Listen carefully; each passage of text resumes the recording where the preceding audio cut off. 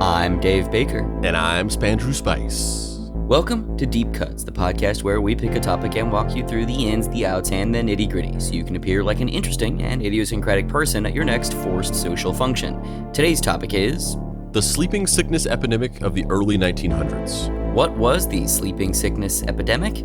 It was a medical enigma that swept across the world from 1916 to 1927 and came to be known as encephalitis lethargica. Patients suffering from this illness displayed a wide array of differing symptoms while trapped in a catatonic state with no rhyme or reason as to when they would wake up, if ever. Some recovered within weeks, some died in this state, and others still spent upwards of 4 decades asleep until a new experimental drug was able to wake them in one summer in the late 1960s.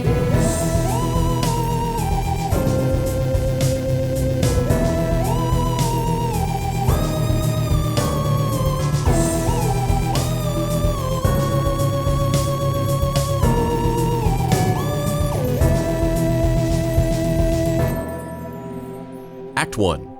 Suspended in sleep.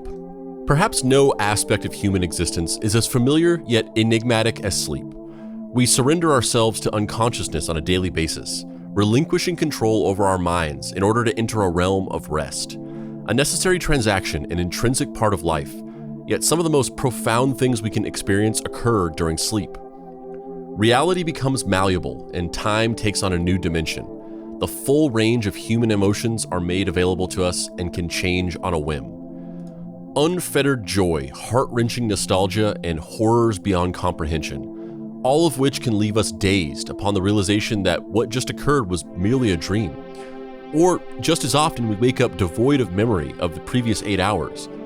Sleep has confounded humans presumably for as long as we've been able to think critically about it. Many cultures regard sleep as being heavily associated with a connection to the spiritual realm or higher level of consciousness. Surrealist artists use sleep in the unconscious mind in hopes of revealing something more profound than lived experiences. And to this day, studies of sleep continue to serve as a window into the intricate workings of the brain. In the late months of 1916, Dr. Konstantin von Economo of the Psychiatric Neurological Clinic of the University of Vienna began noticing a strange pattern. Patients admitted to the hospital and a variety of symptoms and ill-fitting diagnosis all shared a single common factor: an extreme and debilitating lethargy. These patients' illnesses typically began with vague flu-like symptoms, headaches, fevers, vertigo, and slowed reaction times. However, they eventually began to sleep for abnormal lengths of time, if not indefinitely. Patients were soon getting stuck in a state of sleepy delirium for weeks on end. Many could be woken and even spoken to for short moments, though they physically could not fight the urge to fall back asleep. Under further investigation, these patients were also found to have strange abnormalities in their movement and motor skills. Twitches, tics, and strange eye movements were all common. Most interestingly, if a patient's arm or leg were to be lifted by a healthcare worker, their bodies would hold the position, frozen and suspended in place. Eleanor Carey, a survivor of the sickness, recorded her experience during this phase, stating, After 2 months of the illness, I was in little pain. In fact, it was so heavenly just to be allowed to sleep, but these people around me seemed determined to prevent me from being comfortable. Carey continued on to explain that even after coming to the mental realization that she indeed should try to wake up eventually, she found herself completely unable to exercise this will. Other victims were not so lucky to have such a relatively smooth experience with the illness, such as a woman who was documented as having experienced a sudden paralysis across half of her body while walking home. Within 30 minutes, she had fallen into a prolonged bout of sleep, and within 2 weeks, she was dead. Yeah, so this is like a medical film from 1925 talking about acute encephalitis lethargica. That's like a medical video, but it's literally done in the way that you would imagine like a silent film from the 1920s where it has like the text and then it shows the video. So we'll kind of talk through this. This is great podcasting, just great podcasting. The patient showed almost complete anesthesia of the right side, which lasted 4 weeks. Also ataxia, disturbance of equilibrium, and a tendency to fall over to the right side. That's a big title card that says that. Now we're watching footage of this young woman who's being held, and she's kind of in a strange sleep, semi-conscious state. In the 8th week, the patient began to grow somnolent. A doctor or somebody is just holding her up and she's just asleep, and they're kind of standing her upright, and no matter what they do, she doesn't wake up. The patient is completely oriented and ready to react rationally to any command.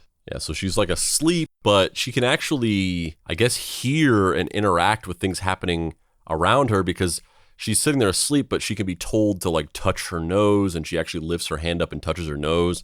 So she's like somewhat aware of her surroundings. Whilst performing the finger to nose test, the patient goes to sleep.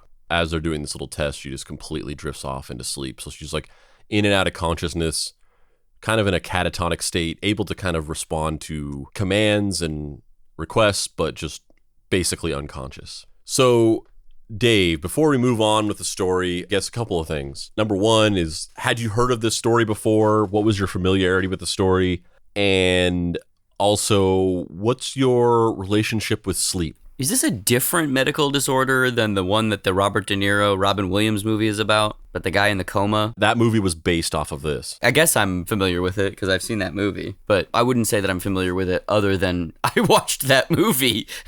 And I'm like, yeah, Robert De Niro, he was a sleepy guy. I'm pretty sure that's what that movie was called, right? One of the Sleepy Guys? Yeah, it's called Just One of the Sleepy Guys. And it's like Robert De Niro in like an old school, like Ebenezer Scrooge style sleeping hat and nightgown, but he's making his, frowny face, Robert De Niro expression, but he's like holding a teddy bear.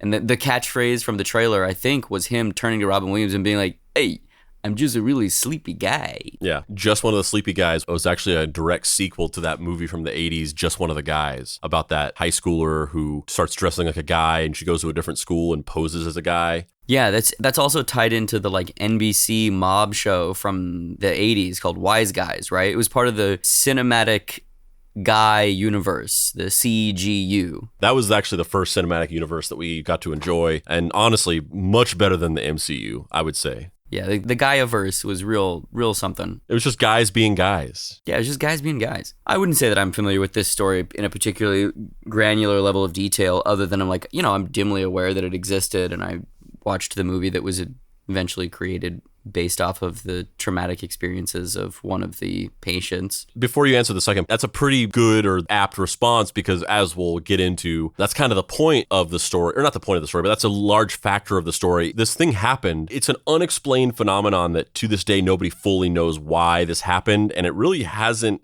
happened at this scale since at all. It was just this period from 1917 to 1926 where all these people just basically fell asleep and 1 million people died, which is a massive amount of people. Like, if something, aside from the fact that COVID just happened and millions of people did die, but if something happened now where 1 million people died, that would be a huge event. I mean, 9/11, like, quote unquote, only 3,000 people died.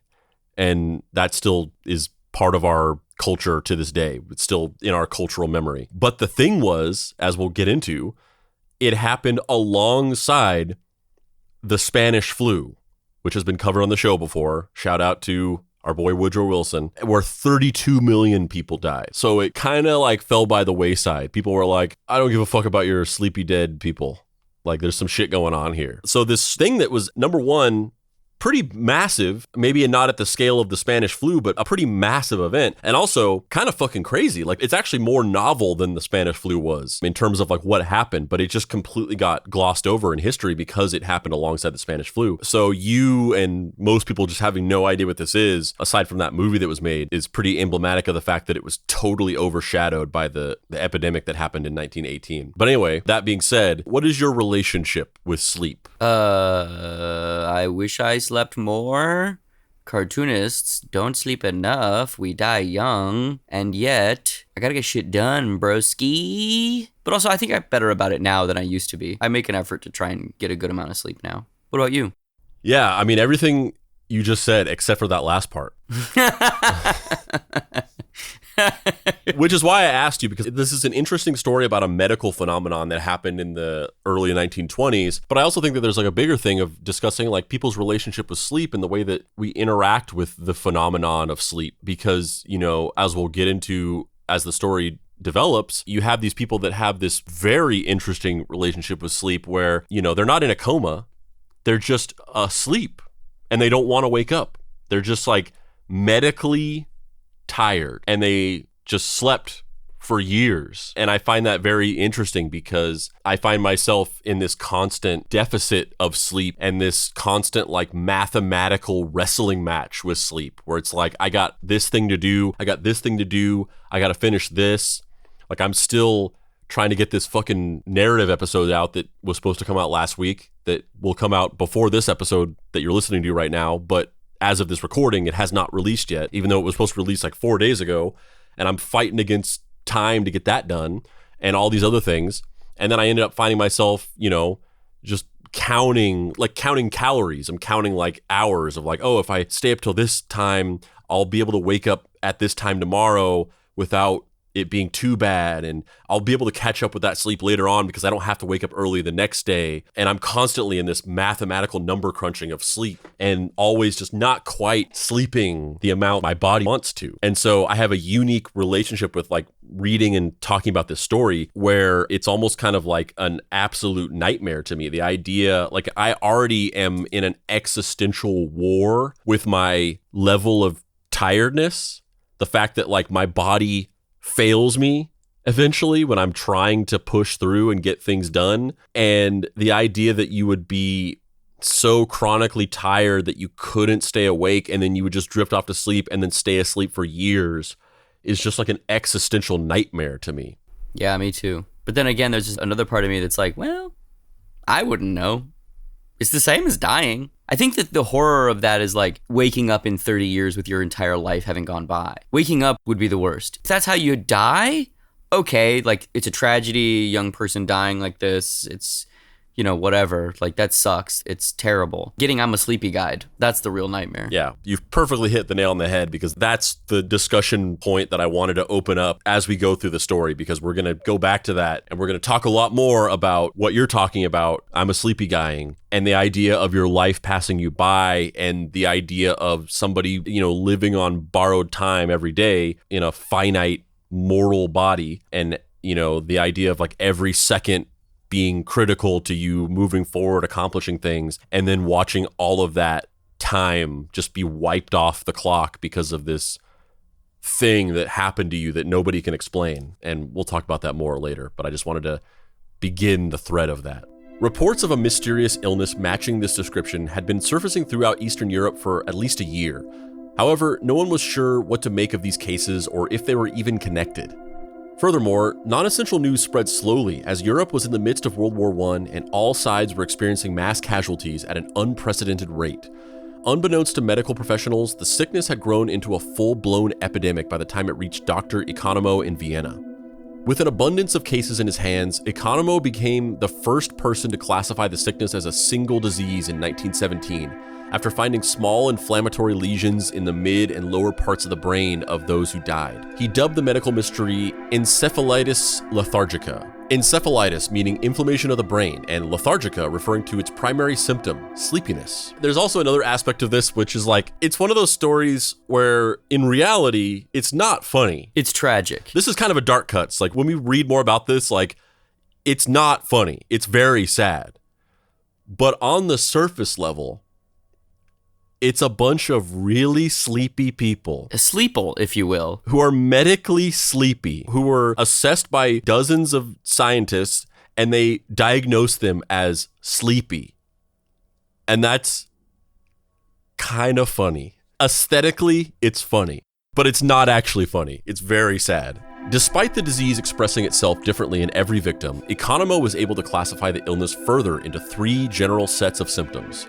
The somnolent ophthalmoplegic form was by far the most common, characterized by a sickly delirium accompanied by the inescapable desire to sleep for abnormally long periods of time. Economo also noted that these patients would be woken and sometimes were able to recall much of what had occurred during the times that they were seemingly asleep. Despite being deadliest form with a mortality rate greater than 50%, survivors were much less likely to experience lasting effects. The hyperkinetic form was characterized by an initial bout of mania, accompanied by involuntary movements and vocalizations.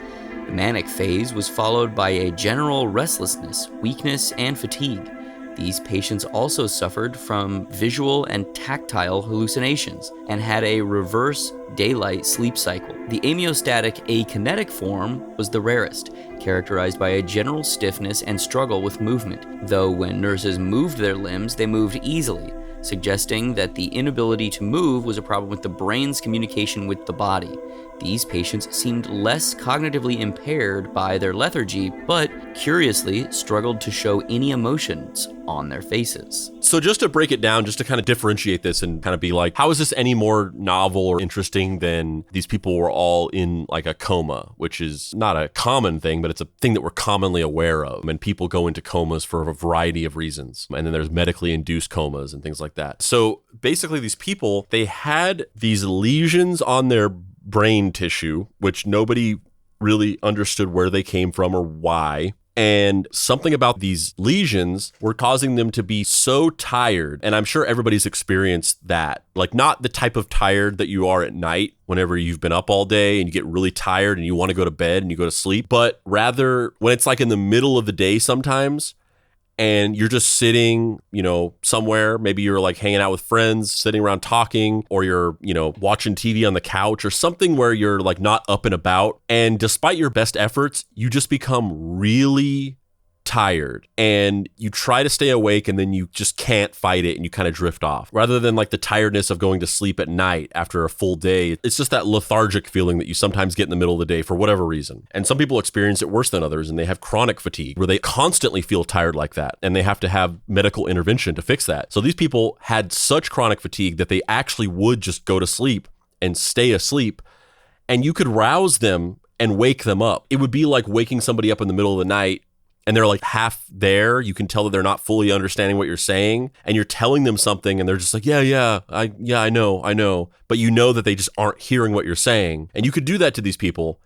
And also they would, respond to you asking them to do things in the way that you can with a person in the middle of the night. When my sons are asleep at 2 a.m, I can get them and be like, come on, move in here. We got to go to this other bedroom. And they'll do it. They'll get up and they'll walk. But they're asleep still. They're not fully awake. And it was basically like that. So it wasn't a coma. It was just like they were just so tired that they could not wake up from being normally asleep. And this was hundreds upon eventually thousands upon eventually millions of people across the world that just out of nowhere in 1917 into the early 1920s just all experienced these same symptoms simultaneously and went to sleep. In 1918, a year after EL was officially described by Economo, Francis Graham Cruikshank, a British epidemiologist, pointed out that several seemingly similar events have taken place in history before. Can you imagine if in 2020, instead of his name being Dr. Anthony Fauci, his name was Dr. Anthony Cruikshank? I would have been so fucking amped on that. But can you imagine the field day that some people would have had with that if his name was Cruikshank? Yeah, they were like, he's crooked. He's crooked.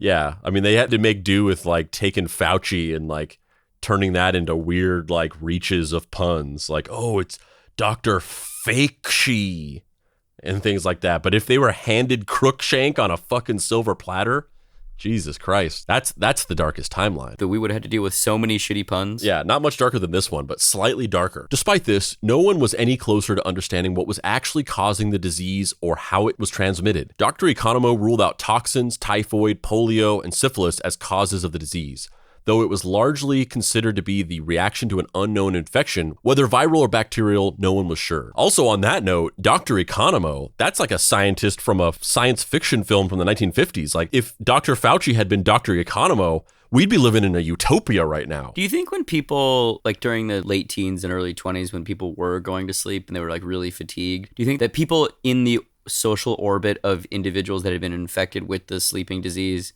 had like dismissive pet names for them? Like they just called them like fatigues or teagies because they were just like, you're fucking sleepy, bro. All right, bro. I'm out here fucking stimulating the economy, working. You're just in here just being a teagy, fucking taking your little nippy naps. Yeah, there definitely was. There definitely was like people who were just like these fucking sleepy guys that are taking up all the resources. My taxes are going to a sleepy guy. All these fucking guys out here being just sleepy? I don't think so. I pulled myself up by my bootstraps this morning and there's a sleepy guy who's still in bed right now.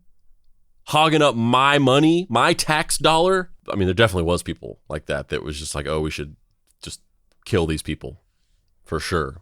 Further, the profound sleepiness is generally considered an immune response to the disease, while neurological issues such as the twitches and spasms are attributed to the damage inflicted on the brain. So that's an interesting distinction, that it wasn't that like this disease caused sleepiness, but rather that it seemed like this disease actually caused like chronic spasms of the body, issues with speech, neurological problems, memory problems, so on and so forth. And it was actually the body's immune response to make the person just go to sleep. Around this same time, the Spanish flu began ravaging the world, and many wondered if the two could be linked, though this connection is still debated to this day. The interesting thing there is, so as I said before, this whole thing was overshadowed by the fact that it kind of happened alongside or concurrently to the Spanish flu. And so people just don't remember this thing where, like, as we'll talk about later, 1 million people died. But one might reasonably assume, because it was happening alongside of the Spanish flu, and because it was so novel and unprecedented, and because it was never explained or nobody ever discovered the reason for it, the natural inclination is to say it's probably something related to the Spanish flu, right? It's probably the same thing. It's probably some kind of, like there's COVID and then there's long COVID, and the effects that are associated with long COVID that are very different than the actual direct infectious results of getting COVID. But people have never been able to definitively link the two. There's no definitive answer on whether they were related at all. A year later, in 1919, the epidemic reached American shores. Now popularly dubbed, quote, sleeping sickness, news of the mystery spread faster as World War I had ended, and the world now lived in fear of two concurrent epidemics. The New York Times read, "Fears sleeping sickness. Dr. Copeland tells the appearance of a rare disease. March 11th, 1919. Sleeping sickness in Washington. March 15th, 1919. 40 coma cases here. Second death from encephalitis reported by Health Bureau. March 6th, 1919. Sleeping sickness kills 14. Surgeon General Blue to investigate spread of malady. April 6th, 1919. Child slept for a month. New York hospitals. 5th case of odd malady cured. April 16th, 1919. Twitter livestream of Marjorie Taylor Greene unearthed, showing her claiming that the sleeping sickness is caused by a Jewish Sandman. Despite what the last headline may have you believe, no one was cured of the sickness. Rather, their bodies just so happened to be able to break out of the sleep which trapped them. Sleeping sickness continued to spread unhindered for nearly a decade with no perceivable rhyme or reason as to who could wake up and when. Further, a new phase of the disease made itself abundantly clear by the later years of the epidemic. The quote, chronic phase of the disease typically occurred 1 to 5 years after the patient's first bout of prolonged sleep, though some patients became chronic before ever having woken up. The chronic phase was characterized by Parkinsonism, involuntary movements, and speech abnormalities. These patients also fell into varying states of catatonia, once again immobile in their own bodies and largely unable to communicate. For years on end, these patients showed no progress. Families struggled to know how to proceed, and slowly but surely, survivors affected by the chronic stage were placed in mental hospitals, nursing homes, and chronic care facilities. So, there's this initial phase of this mysterious disease or syndrome that crops up, and all these people are being affected, millions of people across the world. And there's all these doctors kind of looking into it and studying these people and trying to figure it out. And then, as the condition progresses and we get into like the early 20s, 1921, 22, 23, people start to kind of move on from it in the way that, drawing a parallel, there's a point in which people kind of started moving on from COVID. Like there was a time whenever it was like the number one thing that everybody talked about all day, every day. And then there was the time where people were like, oh, it's over. And then there was a time when people were talking about the variants and it was like, oh no, it's back.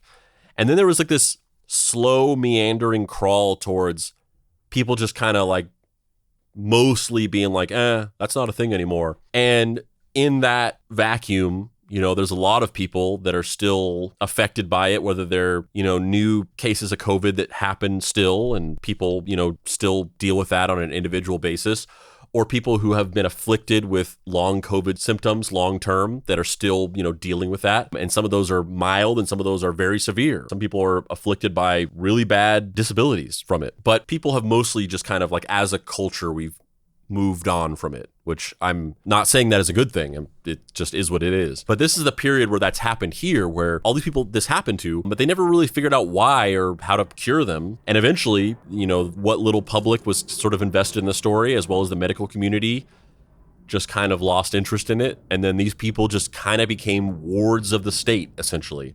A lot of them died. I think, as we'll talk about in a second, like up to 1 million people died. And the rest of them just kind of stayed asleep and stayed in these like nursing homes and psychiatric wards across the world. They kind of became lost to time, which is doubly sad considering the actual effects or the symptoms of it. They're completely forgotten about and lost to time.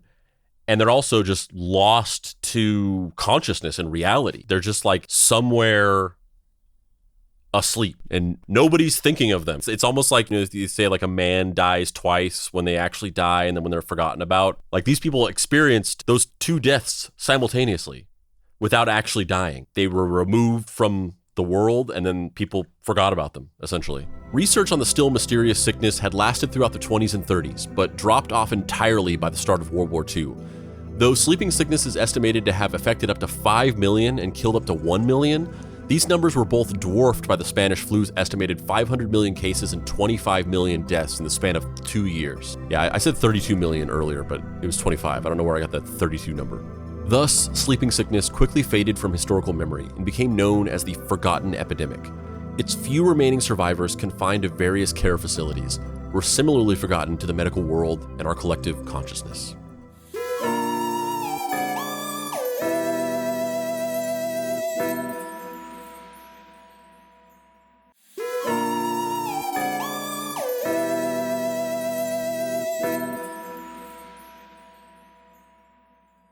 Born in 1933, Oliver Wolfe Sacks was the youngest child of 2 English physicians. His mother was one of the first female surgeons in England, and his father was a neurologist who practiced medicine into his late 90s. Oliver, following in their footsteps, studied medicine at the Queen's College at Oxford University and promptly moved to Canada, where he worked as a logger and roamed on his motorcycle before moving to California, where he became a state champion weightlifter. Is this guy Doc Savage? He's Doc Savage. He's Buckaroo Banzai. Yeah, for real. He's a brain surgeon, logger, motorcycle wanderer, weightlifter champion. This is fucked up. I shouldn't be this excited about like a dude. I mean, I guess I should because, never mind. I'm going to rescind that. It's a sad story, but I'm very excited about this guy. Yeah, Dr. Oliver Sacks, real life Doc Savage. Eventually, however, Oliver became disillusioned with his path and moved to New York, where he accepted a job at the Beth Abraham Hospital in 1966. It was here where Dr. Sacks encountered patients unlike anything he had ever seen in any of the psychiatric wards he had worked in before. Patients who spent the entirety of their waking hours frozen like statues in strange positions. Patients who he learned had been like this, within these walls, for 30 to 40 years. Patients who were suffering from the chronic phase of encephalitis lethargica. The notion that that all of us live in the same world, and that distance and duration and the feel of things and the appearance of things is something constant. This was absolutely shattered, and I would say it was shattered in a flash by seeing these people who obviously lived in a way in extremely distorted worlds, and often fantastically distorted worlds, with all the distortions which one finds in Alice. It was very much an Alice-like wonderland. So this is our boy, the real-life Doc Savage, Dr. Oliver Sacks. And honestly, he kind of looks like me. Yeah, he does kind of look like you, but he needs an eye patch, though. I was going to do like a Dr. Oliver Sacks looks like, but he kind of looks like me, with like a really full beard that I'm not capable of growing. But also it's so full and also so manicured that it looks fake. Yeah, that looks like he went to the barber and was like, can you just put AstroTurf on my face? Just make me look like I'm in that show Lazy Town, or the giant toy Santa Claus from Santa Claus 2, the one that they make to work in his place while he goes back to the regular world and tries to find a wife. And he's got that plastic beard. That's what it looks like. The patients Sacks encountered were all trapped in varying states of catatonia. Some could be spoken to and accomplish basic tasks or movements, though in an extremely slow and compromised manner. and others had almost no reaction to any stimulus. These patients spent their waking hours nearly indistinguishable from their sleeping ones, aside from the presence of sudden and strange movements and contortions. In reference to meeting these patients, Sachs stated, "One wondered at first what was going on inside these people, if they had an inside." That phrasing really struck me. That was like a disturbing way of saying that whenever I was reading this. To wonder if they had an inside. That's just such a Lovecraftian way of describing that. Yeah, for real. This wonder remained unresolved until one day Sachs witnessed a patient experience a sudden and violent sneeze, the shock of which broke the man out of his catatonia. For a few brief moments, the man looked around under his own accord and spoke freely before suddenly glazing over and returning to his statue-like state. But in that 30 seconds, a whole personality and something of a human life had been revealed, Sachs recalled. And honestly, that is the power of a dad scream sneeze. I know you mean the like, yeah. That's why we do it. Every dad, once you become a dad, there are two things that you are sort of overtaken with, almost like a werewolf-esque transformation. One of them is making dad jokes, and the other one is scream sneezing. And the scream sneezing, its scientific function is to keep us awake and alert and alive so that we can protect our, whatever you call it, our little enclave. Brood? Yes, our brood. You didn't scream sneeze prior to having children? No, prior to kids, it was like, Choo! After kids, but you didn't even hear that. It was so loud. It was so screamed that Zoom edited it. Yeah. But yeah, no, that's what happened. It's the literal definition of staying woke. And here it is, saving people again. The scream sneeze. It's underrated. And also, if you notice, I just made a dad joke just then. So I'm like full dad right now. My kids must be like hiding somewhere, and I'm detecting them with my dad sense, and I don't realize it. Now profoundly fascinated and fully invested in helping these people, Sachs had as many chronic EL patients as he could moved into the same ward for further study. He monitored them closely, conducting daily group physical therapy sessions and attempting to build a sense of community within a group of people many considered lost causes. Also, one thing about this, which is something we got to talk about, and I could be wrong, I don't know the full spectrum of this guy's life and other things that he was involved with.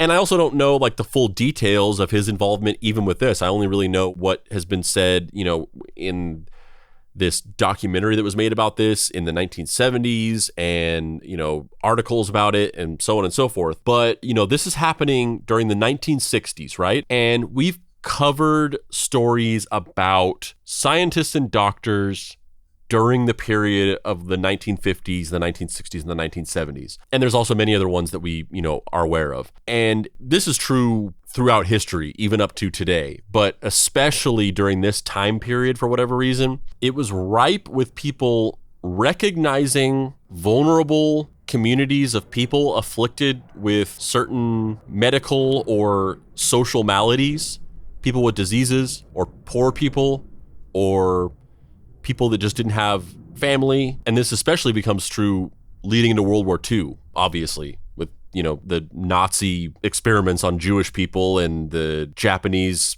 medical experiments. But people that just took advantage of these situations to conduct acts of just horrific human cruelty and just crimes against humanity in the name of medical progress, testing torture techniques and different medical treatments on people that would oftentimes kill them or put them in a tremendous amount of pain over a prolonged series of time in order to conduct studies and create notes and research that were then utilized for scientific and medical advancement. And a lot of the medical benefits that we enjoy today were built on the backs of this horrific torture and murder, essentially. And we've talked about stuff like the MK Ultra experiments that they did and a few other things like that. In this specific case, this seems to be an outlier in that Dr. Oliver Sacks stumbled across this community of people with this medical affliction. He was the first person to discover these people in decades.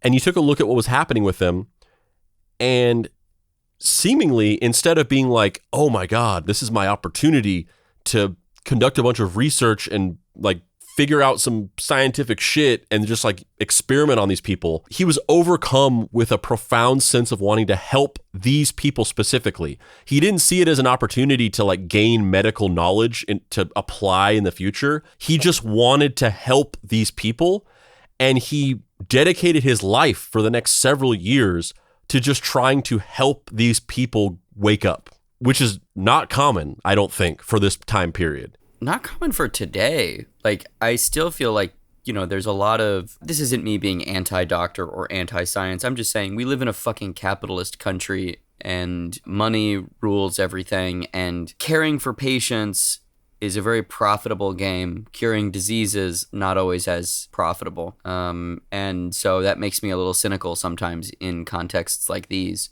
Whereas this situation was literally just, I'm going to fucking figure this shit out, dude. Yeah, and like I said, I could be wrong. There's always the potential ulterior motive of wanting fame and recognition for doing something. Obviously, that's like, you can't unmarry anything from that, really. You can make an argument that any act done by anybody is selfish in that way. And there could be something else that I'm just missing, that he secretly was doing it because of this. But as far as I can tell, he just genuinely wanted to help them wake up without any desire of using them for research or gaining fame for some kind of technique that he developed or anything like that. He just saw these people and was just like, I gotta fix this shit. The real life Doc Savage. That's something he would do. Mega Chad, Dr. Oliver Sacks. Fuck that, Giga Chad. Sacks also recorded everything on his home video camera in hopes of tracking any potential progress made by the patients. Though physical therapy brought about negligible improvements, Sacks and his team immediately noticed remarkable instances of life within the patients, such as individuals who could barely move under their own accord being able to catch a ball if tossed to them. Nonetheless, little progress was made until the summer of 1969, when Sacks, having long recognized that many of the symptoms his patients experienced were similar to Parkinson's disease, decided to try using a new drug which showed promising results amongst Parkinson's patients. The new drug was L-Dopa, which put simply is a form of dopamine able to cross the blood-brain barrier and stimulate deteriorating receptors within the substantia nigra, a part of the brain involved in motivation and movement. To everyone's amazement, the L-Dopa not only helped, but seemingly worked miracles. Almost every patient experienced a miraculous awakening, a return to health, and a return to life. Sacks recalled, "The effects of this were incredible. Within a week, in some patients even less, they came to." And this was the real catalyzing detail that made me want to do this story, to cover this story for the show, because there aren't many examples that I know of something like this happening. There were a group of people, dwindling numbers over the years, because many of them died, frankly, but a group of people who essentially fell asleep in 1920, and then they stayed asleep until 1969, right? And then a doctor kind of noticed it, and he looked into it and started kind of monitoring them. And then this drug came around that was meant for people with Parkinson's, which this disease is apparently closely related to. And he gave them the drug, and after 50 years of being asleep, they just woke up and were just like, oh shit, what happened? What'd I miss? Like, that's crazy. It's a nightmare scenario. It's a full-on nightmare scenario. It's totally a nightmare. And we tagged this at the beginning, and we're going to talk about that more. This idea of going to sleep when you're 17 and waking up when you're 65. They awakened, their frozen faces melted, their smiles appeared, eyes started to look around and get bright and twinkle. Unused voices appeared. Unused muscles started to work. It was certainly a very festive feeling. Lola, one of the first patients to receive L-Dopa, had been catatonic for decades and had recently lost the ability to swallow. She was given L-Dopa in an attempt to keep her alive, yet within seconds, she was able to stand and hold conversations. Sacks later stated, "I would doubt my own memory were it not supported by everyone else's memory." Other patients who were deemed terminal were able to walk on their own again after just 3 weeks on L-Dopa. Yeah, that's just staggering to me. The idea that like this woman was so far gone that she was on the verge of dying. Like she was in the final stages of her body shutting down. She couldn't swallow anymore. So she couldn't eat. And then they gave her this, and then she was just like popped up and she was like, what up? That's staggering to me. I can't even fathom that. As more and more patients came to, long-standing questions regarding their varying degrees of catatonia came to light. While some patients expressed that they had been fully aware of their situations for decades and simply could not do anything about it, other patients stated that they were aware of some things, but none of it felt real. So some of these people were basically just catatonic, like they were aware of what was going on around them and they just really couldn't engage with their surroundings, kind of similar to some extreme medical conditions that leave you sort of in a unresponsive, nonverbal, or catatonic state for an indefinite amount of time or your entire life. Some of the people basically experienced the world like it was like a dream, like in that way that sometimes when you wake up and you're not quite awake yet, and then something happens and you kind of interpret it through your dream lens, and it gets like ingested into the dream you're having, and they would experience it like that. And then some people just literally went to sleep in 1920 and woke up in 1969. Which one of those do you think would be worse? I mean, I've said it. Waking up again is the worst scenario. But I mean the difference between going into a trance-like catatonic state where you're just aware of your surroundings, but you can't talk or move, and being like that for 50 years. I mean, I think the answer is kind of obvious, but being like that for 50 years, going into a dreamlike state where everything around you seems like it's a surreal dream, and being like that for 50 years, or going to sleep, being asleep for 50 years and waking up. Yeah, I mean, you're right. You're right. It's the catatonic state, but you're still aware of everything that's going on around you. Like, that's a fucking nightmare. Like, I guess you just hope to go to sleep and never wake up. Yeah, I agree with you. That's the obvious choice of the thing that's worse. But the greater long-term implications, like in the moment, being in a catatonic state for 50 years, being trapped inside of your own body, like, hands down, that's the worst one. But then once you wake up, after you're awake already, then which one becomes worse? Because in one case, you are aware of the passage of time. And while it was probably an utter nightmare to live in that experience, you're up to date. You understand what's happened. Whereas somebody who just like went to sleep as a bright-eyed, bushy-tailed kid with their entire world ahead of them and then woke up in their 60s with really no hope of any kind of functional life moving forward because all of their social ties have been severed. They haven't built anything resembling a social or professional life for themselves. It's just all gone in a blink of an eye. So then once you've woken up, then it's not as clear which one is the worst one, I don't think. It's a little bit more like, I don't know, which one would I have wanted in retrospect? I mean, it's still a nightmare scenario to wake up having slept for 50 years, but being completely cognizant and being in the prison of your own body is like enough to make you go insane. Like, it fundamentally warps who you are and shapes everything about you. Yeah, it would just be horrific. I don't even want to imagine. Further, a patient named Sylvia awoke with a particularly 1920 speech pattern and only referenced things that had happened before she fell asleep nearly 40 years prior. Sylvia could even recall a plethora of songs from her youth and soon gained a reputation for spending her days singing in her room. Throughout the summer, as patients regained their lives one by one, the hospital's routines were quickly shattered, as patients simply wanted to have fun and do things. Patients played the piano, sang, and danced together in lieu of physical therapy. Sachs, still mesmerized by the events unfolding in front of him, obliged and spent weeks filming the group and learning their stories, stating, "There seemed a real possibility that they might not only come to life again, but perhaps be able to lead full lives." During this period, however, it soon became clear that transitioning back into a waking life was harsher than any of them could have even fathomed. Countless loved ones had died, careers had been ruined, and they all had to come to terms with the fact that they were now elderly, their bodies weak, and their best years lost to time. Sachs stated that Lola, having been the fulcrum which held her family together, took the realization that her family had fallen apart in her absence particularly harshly. Her husband and daughter had fallen into extreme depression, and her son had vanished. Lola carried an intense sadness and guilt from there on out. Similarly, after a mere 10 days of being joyfully stuck in the tens, a sort of horror came over Sylvia as she came to terms with the true nature of the time that had elapsed.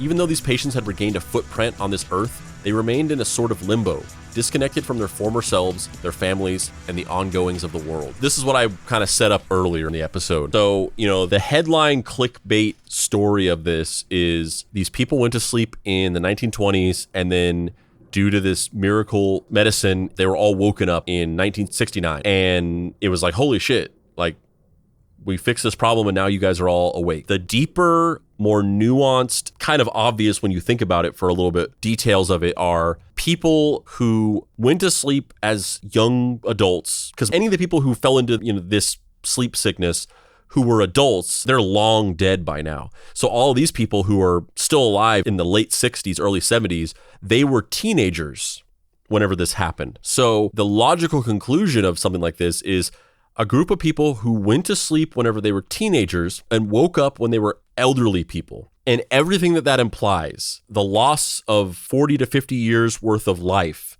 the loss of their family who inevitably either died or moved on if it was a husband or wife or whatever. I guess it wouldn't be a husband or wife because they were teenagers, but you know what I mean. Yeah, but people got married at like 18 at that point, so, it could be. Whether it was spouses or just family who moved on because, they thought you were essentially dead. Just lack of any social capital, essentially. You haven't created a career. You haven't made any connections in the world. From a societal perspective, you're still a child. So it's people waking up and at first in the euphoria of I'm awake, I'm alive, I have this clarity for the first time in many decades. But they started to come to grips with the reality of the situation and realized just the profound level of loss that they experienced.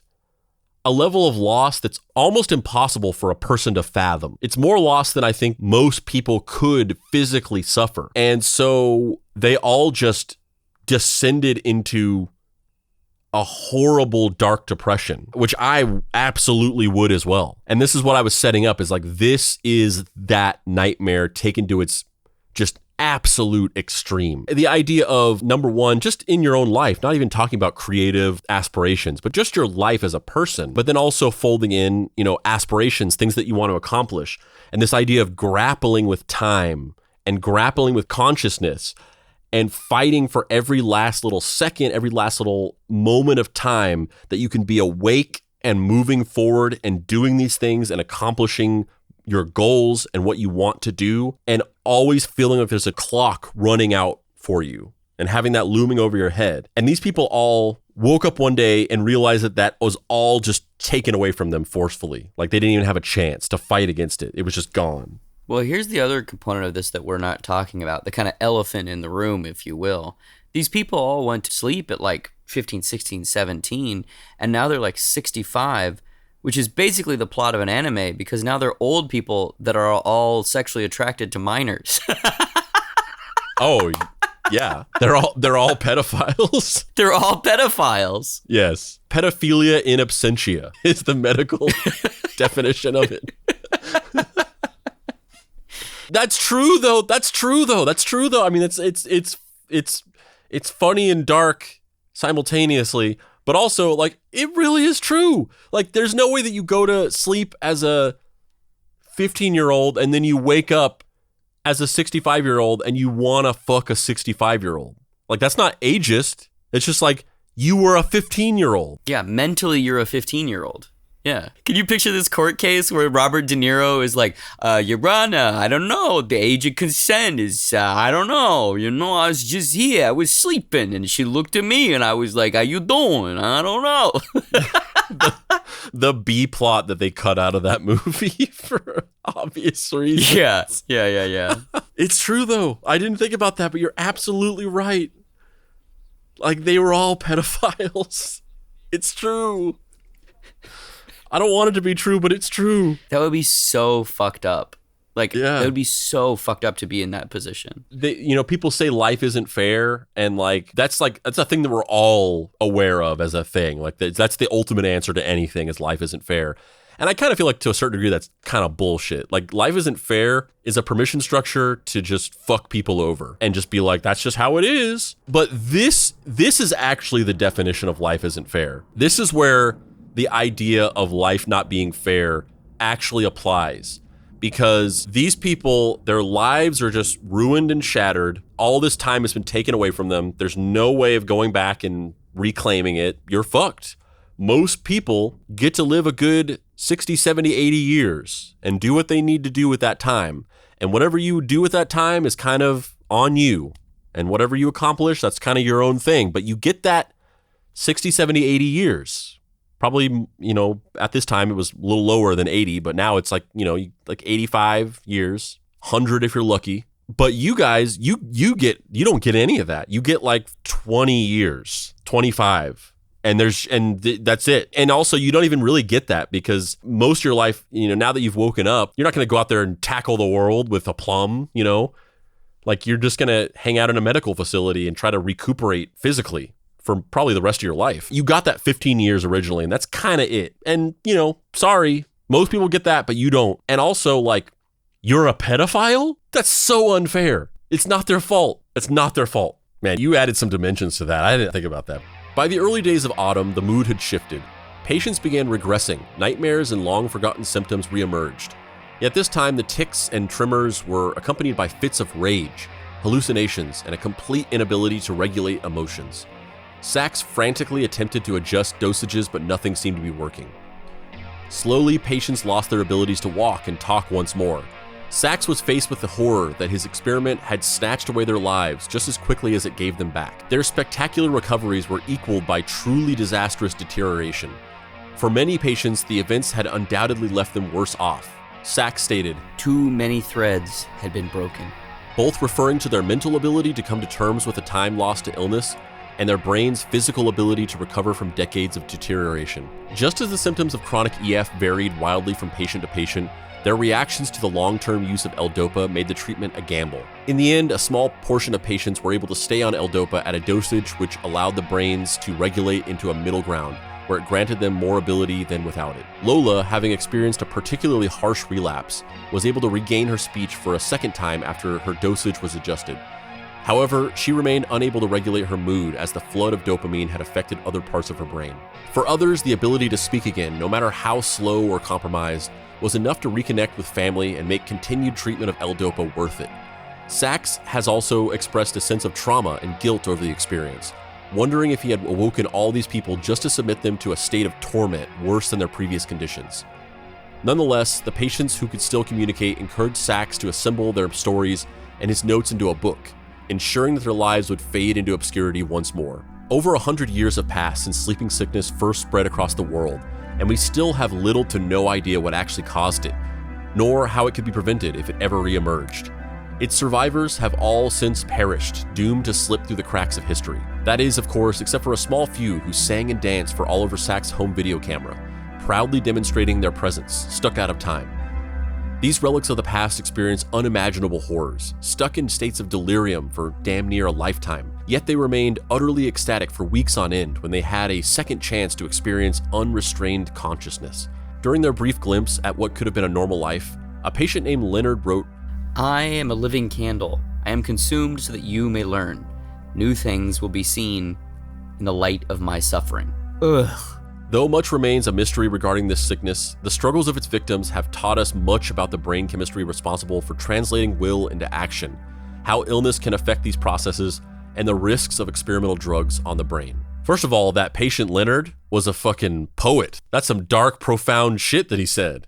Like, god damn. There's a couple of things here. Well, first of all, this is our story, sleeping sickness, these people who were just very unfortunately afflicted with this condition out of nowhere, just seemed to be kind of like luck of the draw, essentially, which led them to kind of have a pretty tragic life, which had this event that happened in the late 1960s where they were roused out of this only to kind of recede back into the fog because of a combination of the fact that the medication just wasn't able to regulate it well enough, and also just probably some psychological backpedaling due to the just insane psychic trauma and depression that they were experiencing from realizing the implications of what had happened. So that being said, what are your final thoughts on this, Dave? My final thoughts are I am not strong enough to survive this. I don't think I would survive it. Like, I think I'm a pretty mentally resilient person. Nah, I wouldn't live through this. So you're saying that in the event that you were to recede into a prolonged bout of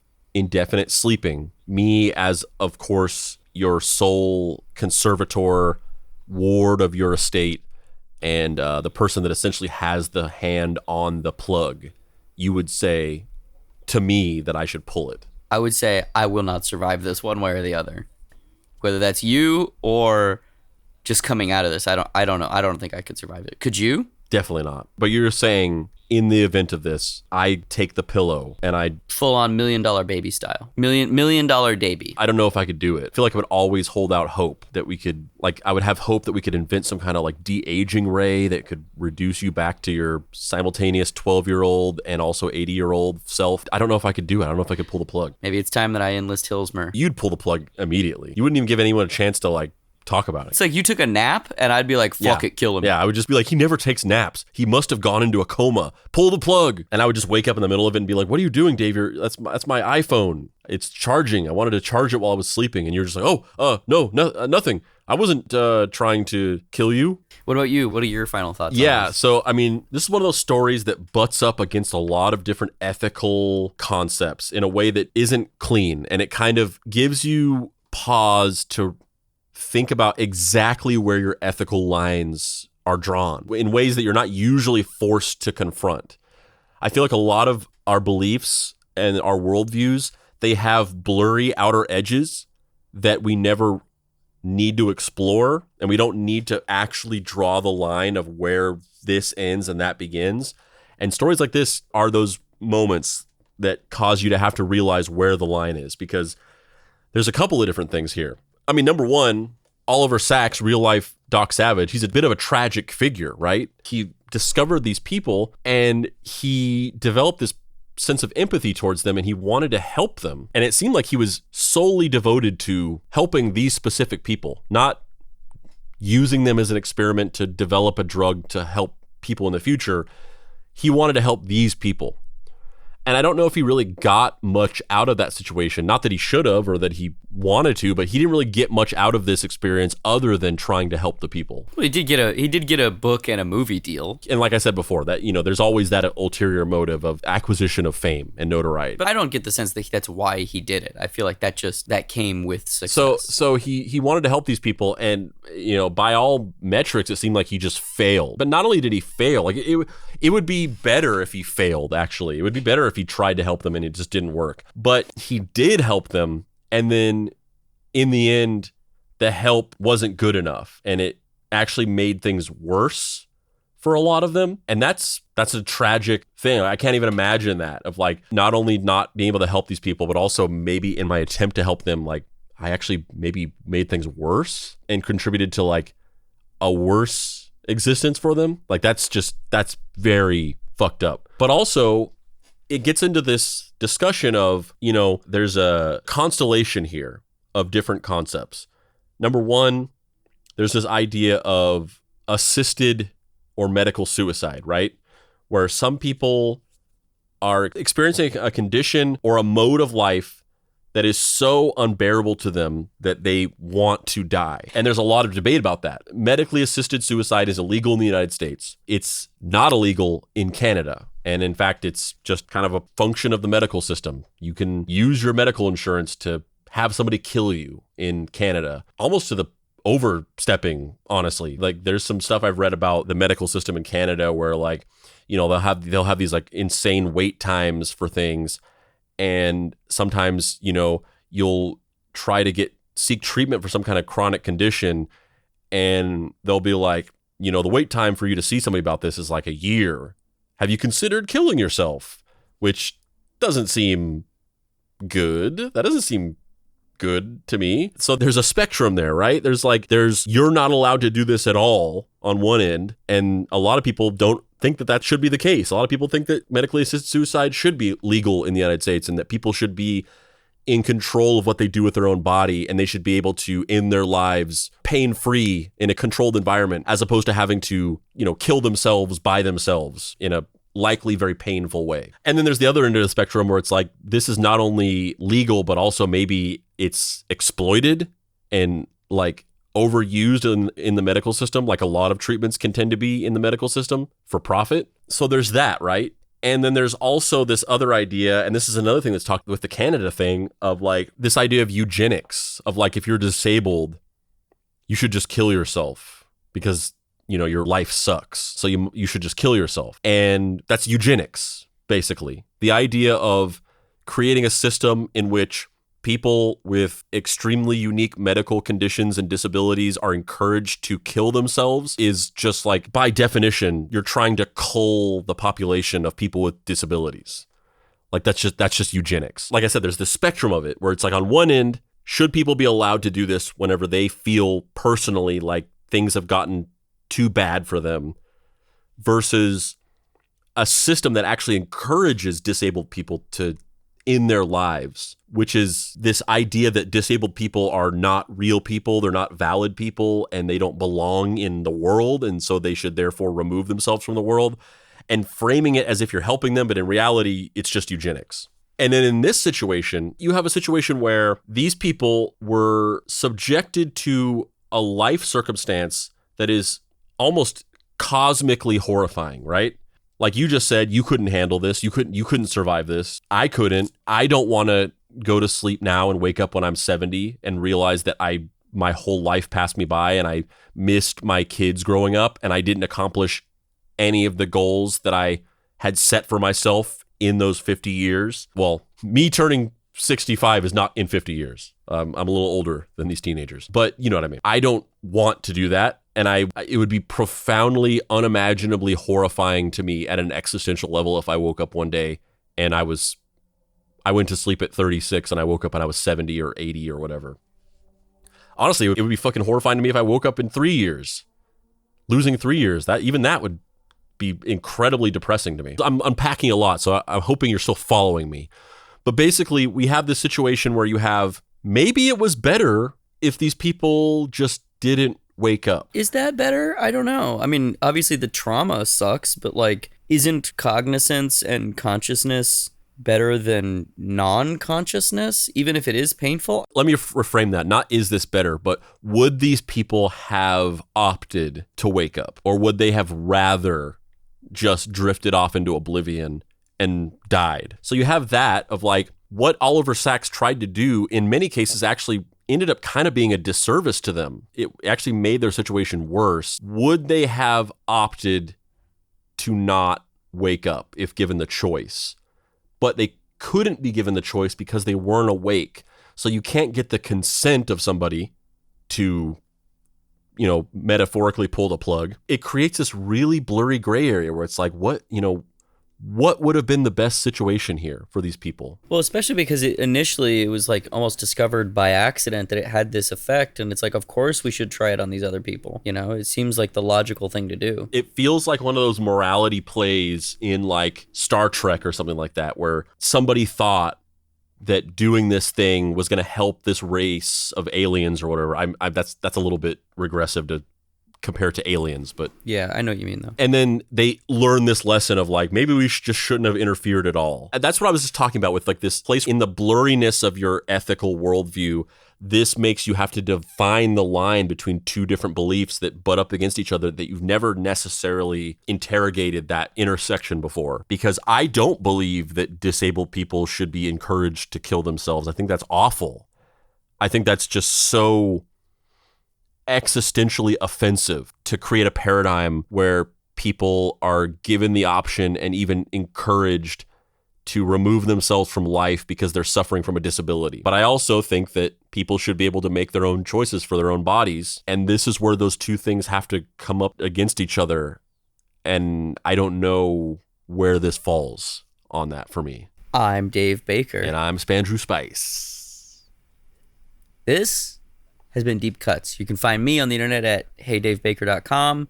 Please go check out my book, Mary Tyler Moorhawk. It's around. It's like House of Leaves meets Johnny Quest. Novel, graphic novel, available now wherever books are sold. Spandrew, where can people find you on the internet? If you want to pay respects to the dear beloved Papa Pricey, you can go to his website, dapricerights.com, and get his book, Deadbolt AI Private Eye. Once again, you can pick up any of Dave's books, but if you happen to live in the Mid-Wilshire area, call into the Barnes & Noble at the Grove and request them to restock their Dave Baker books, because I was there this weekend and I looked for some Dave books and they didn't have any. So we need to get them. We need to get them back in stock over there, baby. And if you want to follow us on social media, you can go to Facebook and search Deep Cuts Podcast. You can join the Deep Cuts Podcast Facebook group where we talk about the show and make memes and other cool stuff. You can join our Discord server, bit.ly.com/deepcutsdiscord, where we talk about the show, make memes, play games, and other fun stuff. I still owe everybody in the Discord a shout out for the recent accomplishments in the number game, which if you want to know what that means, join the Discord and you'll find out. And you can have your name shouted out on the show if you want. You can follow us on Instagram at DeepCutsPod. You can follow us on TikTok at Mystery Treehouse. You can follow me on TikTok at DeadBoyDetective, where I make cool videos about facts and other stuff and get criticized by strangers all day.